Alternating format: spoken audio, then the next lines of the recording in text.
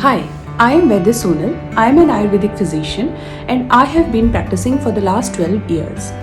आज के इस वीडियो में मैं आपको शरद ऋतु के बारे में कंप्लीट इन्फॉर्मेशन देने वाली हूँ, पूरी जानकारी देने वाली हूँ कि शरद ऋतु जो आजकल चल रही है इसमें हमें किस चीज़ का सेवन करना चाहिए, किस चीज़ का हमें त्याग करना चाहिए, किस तरह का लाइफस्टाइल हमें फॉलो करना चाहिए और किन चीज़ों को हमें कम्प्लीटली अवॉइड करना चाहिए। ये सभी चीज़ें हम इस वीडियो में जानेंगे। तो इस वीडियो को आप पूरा ज़रूर देखिए और अपने आप को बहुत सारे बीमारियों से, सीजनल बीमारियों से बचा सकते हैं। इन्फेक्शियस बीमारियों से जो वायरल इन्फेक्शन के द्वारा शरद ऋतु में होती है उनसे आप बचा सकते हैं। तो ये वीडियो बहुत ही इन्फॉर्मेटिव होने वाली है। और अगर आपने मेरे चैनल को सब्सक्राइब नहीं किया है तो मेरे चैनल को सब्सक्राइब कर लीजिए आयुर्वेद की सही नॉलेज के लिए। तो आइए वीडियो स्टार्ट करते हैं। देखिए, आयुर्वेद में ऋतुचर्या, दिनचर्या और रात्रिचर्या की बहुत ज़्यादा इम्पोर्टेंस है और इसके साथ व्यक्ति की प्रकृति की भी। प्रकृति पर बहुत डिटेल वीडियो मैं जल्दी ही आप लोगों से शेयर करूँगी। यहाँ पर हम बात करते हैं शरद ऋतु की। देखिए, सीज़न के अकॉर्डिंग अगर कोई व्यक्ति अपना खाना, अपना भोजन लेता है, अपना लाइफस्टाइल, किस चीज़ों को उसको लेना है, किस चीज़ को करना है, किस चीज़ को अवॉइड करना है, इन चीज़ों का ध्यान रखता है तो बहुत सारी बीमारियों से वह खुद को बचा सकता है। देखिए, आयुर्वेद में 6 ऋतुएं बताई गई हैं: शिशिर, वसंत, ग्रीष्म, वर्षा, शरद और हेमंत। इन 6 ऋतुओं, जो एक ऋतु होती है, ये 2 मास की होती है और इन सभी से मतलब 12 मास 6 ऋतुओं से मिलकर एक वर्ष बना है। एक वर्ष को बांटा गया है 2 भाग में, आदान काल और विसर्ग काल में।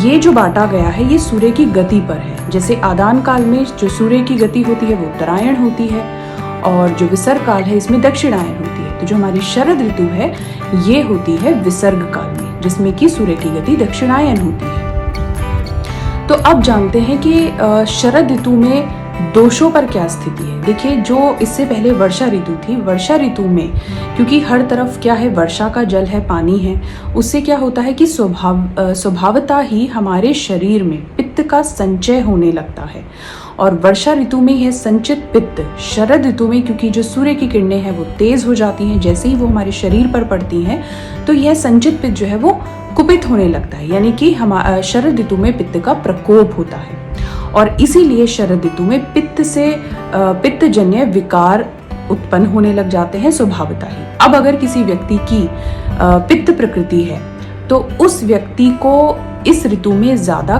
कष्ट होगा, क्योंकि स्वभावतः पित्त उसके अंदर ज़्यादा बढ़ा है, प्लस ऋतु के अकॉर्डिंग भी शरद में पित्त जो है बढ़ा रहेगा, तो उसे जो है पित्त जनित विकार होने की ज़्यादा संभावना होगी अगर वो इन उपायों को नहीं करेगा।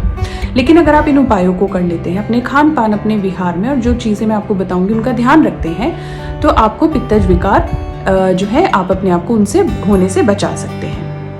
तो देखिए, इस ऋतु में आपको किस तरह का खाना आहार आपको लेना चाहिए। इस ऋतु में क्योंकि सूर्य की किरणें तेज हो जाती हैं, इसमें सौम्यता है, इस ऋतु में आपको ध्यान रखना है कि आपको भोजन जो है बहुत ही भरपेट नहीं लेना है, हल्का भोजन लेना है। कौन सा रस आपको लेना है, तो आपको मधुर, तिक्त और कषाय, कसैला, कड़वा और मधुर रस का इसमें सेवन करना है। गुण कौन से होने चाहिए, शीतल, क्योंकि पित्त बढ़ा है तो आपको शीतल अन्नपान का सेवन करना है और लघु अन्नपान का सेवन करना है। यहाँ पर आप जैसे कि मूंग है, मूंग की दाल है, या जौ है, गेहूं है, चावल है, पर अगर सब्जी की मैं बात करूँ तो परवल है, लौकी है, चौलाई है, आंवला इसमें बहुत अच्छा काम करता है। शहद आप इस ऋतु में लेंगे तो आपको फ़ायदा देगा।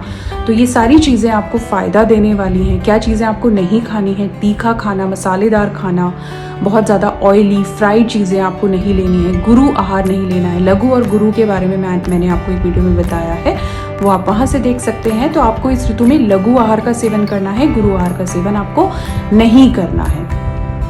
तो इस चीज़ का आप ध्यान रखेंगे कि आपको खाना किस तरह का लेना है। प्लस आपको ये भी ध्यान रखना है कि भोजन आपको भूख लगने पर ही लेना है। मतलब जो पहले का अगर भोजन है वो आपका पच चुका है, आपको भूख लग रही है तभी आप भोजन करें, और भोजन भी भरपेट आपको नहीं करना है। दूसरा, आप इसमें हंसोदक ले सकते हैं। हंसोदक क्या होता है? एक ऐसा पानी जो पूरा दिन भर तो सूर्य की किरणों से तपता है और रात में चंद्रमा की शीतलता से, तो इसे हम हंसोदक कहते हैं, जो अमृत तुल्य होता है। इससे आपको ठंडा गर्म होने का कोई डर नहीं होता, तो ये आप ले सकते हैं। दूसरी चीज़, क्योंकि इसमें पित्त ऑलरेडी बढ़ा हुआ है ना, रक्त में भी उष्णता है, तो इसके लिए आपको आयुर्वेद में 2 चीज़ें बताई गई हैं। एक तो तिक्त घृत का पान और दूसरा रक्त मोक्षण, जो कि आपको किसी आयुर्वेदिक प्रैक्टिशनर के देखरेख में ही करना चाहिए। पर ये दोनों ही चीज़ें आपको बहुत ही बेनिफिट देंगी, आपको पित्त जनित रोग होने से बचाएंगी। दूसरा, आपको इसमें ध्यान रखना है कि आप इसमें प्रतिमर्श नस्य ले सकते हैं, जो आपको बहुत ही फायदा करेगा। इसके बाद हम देखते हैं कि इसमें क्या नहीं करना है। इस ऋतु में आपको क्योंकि सूर्य की रोशनी तेज है, लेकिन क्योंकि ठंड का भी आगमन हो गया है, तो आपको धूप अच्छी तो लगेगी, लेकिन आपको बहुत ज़्यादा धूप में बैठना नहीं है, वो आपकी स्वास्थ्य के लिए अच्छी नहीं है। दूसरी चीज़, आपको ओस पर नहीं चलना है, दिन में सोना नहीं है, रात में जागरण नहीं करना, मतलब जागना नहीं है ज़्यादा टाइम। तो ये चीज़ों का आपको ध्यान रखना है। प्लस आपको जो ठंडी हवा चलती है इस मौसम में, इस ऋतु में, उससे भी आपको खुद को बचा के रखना है। तो ये सारी चीज़ों का आपको ध्यान रखना है कि आपको इन चीज़ों को आपको अपने लेकर आना है। जैसे हल्का व्यायाम आप ज़रूर करें इस ऋतु में, और जैसे व्यायाम का मैंने बताया कि व्यायाम थोड़ा बहुत आपको करना है, ऐसे ही आपको इस मौसम में जो स्वभावतः ही जो बीमारियां आपके होने के चांसेस हैं, जो हो सकती हैं या जिनके सिम्टम्स में बढ़ोतरी हो सकती है, वो है जैसे एलर्जीज़ या फिर स्किन से रिलेटेड परेशानी, जो त्वचा संबंधित रोग होते हैं, वो आपके हो सकते हैं, क्योंकि पित्त की वजह से होती हैं। दूसरा है जैसे अस्थमा के रोगी जो हैं, उनको परेशानी हो सकती है। जोड़ों के दर्द जिनको परेशानी है, जॉइंट पेन जिनको रहता है, उनको ज़्यादा प्रॉब्लम हो सकती है। पित्तज प्रकृति तो मैंने बताया है कि जिनकी पित्तज प्रकृति होगी उनके लिए मौसम ज़्यादा कष्टदायक होगा। इसके अलावा ब्रोंकाइटिस, क्रोनिक ब्रोंकाइटिस है, वो होने की संभावना है, या उससे जो उसके पेशेंट हैं उनको ज़्यादा प्रॉब्लम हो सकती है। तो इसमें आपको बस ध्यान ये रखना है कि जो चीज़ें मैंने आपको बताई हैं, आप उनका सेवन कीजिए। जिनको मैंने अवॉइड करने के लिए कहा, आप उनको अवॉइड कीजिए। जैसे कि मैंने बताया आपको कि दिन में सोना नहीं है, रात में जागना नहीं है, आपको धूप में ज़्यादा देर नहीं रहना, ओस में आपको ज़्यादा नहीं जाना है, शीतल अन्नपान, लघु अन्नपान का आपको सेवन करना है। प्लस आपको ध्यान रखना है कि आपको बहुत ज़्यादा पेट भर के नहीं खाना है, हमेशा मतलब लघु अन्न का सेवन करना है और कम खाना है। प्लस इसके अलावा मधुर, तिक्त और कषाय, जैसे कि कड़वा, नीम और करेला है, मधुर है, चीनी है, वो भी इसमें अच्छी है, परवल है, आंवला है, मधु है। मधु को आपको गर्म पानी में नहीं लेना है, उसको आपको हमेशा पानी गर्म करके उसको रूम टेम्परेचर पे लाने के बाद ही उसमें ऐड करके लें, तो आपको फ़ायदा करेगा।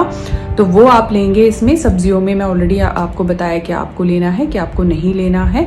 तो इन सब चीज़ों का आप ध्यान रखेंगे तो आई एम श्योर आप बहुत सारी बीमारियों से, सीजनल बीमारियों से स्पेशली अपने आप को बचा लेंगे।